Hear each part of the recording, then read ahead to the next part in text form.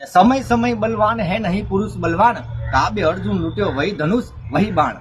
માણસનો જ્યારે સમય હોય ને ત્યારે માન સન્માન ઇનામ અકરામ બધું મળતું હોય, પણ માણસનો સમય ખરાબ હોય।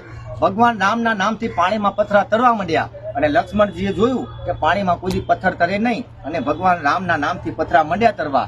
એટલે રામને એક બાજુ બોલાવી લક્ષ્મણજી પૂછે છે કે પ્રભુ મને માફ કરજો, મારા મગજમાં કઈ બેતું નથી, આ પાણીમાં પથ્થર તર્યા કઈ રીતે? આ પ્રકૃતિ કરતા વિરોધનો નિયમ છે, અને પ્રકૃતિ કરતા વિરોધનું થાય એટલે મને એમ લાગે છે તમે પરસ્પર બ્રહ્મ છો કાં તો પરમાત્મા છો, અને દશરથના દીકરા તરીકે મારા ભાઈ છો, એટલે મારે તમને પૂછવું છે કે આ પાણીમાં પથરા તર્યા કઈ રીતે? આટલી વાત જ્યાં સાંભળી એટલે લક્ષ્મણ એક બાજુ બોલાવી ભગવાન રામ કહે છે કે પાણીમાં પથરા તર્યા કઈ રીતે તો મને ખબર નથી, પણ મને એટલી જરૂર ખબર છે કે વિધિ બામ હોતે હોતે અપને પરાય બામ, કે માણસની વિધિ વિપરીત થાય એટલે પોતાના હોય પારકા બની જાય છે।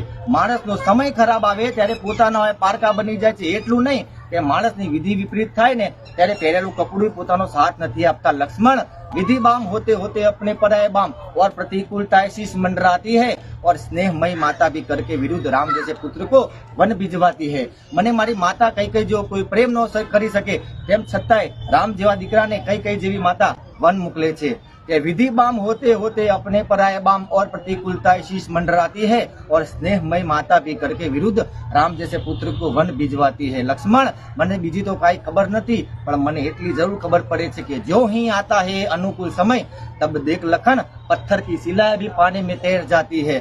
બાકી તો મને ખબર નથી, બાકી જ્યાં સુધી માણસનો સમય ખરાબ હોય ને ત્યાં સુધી તો પરમાત્મા કસોટી કરે છે એવું લાગ્યા કરે છે।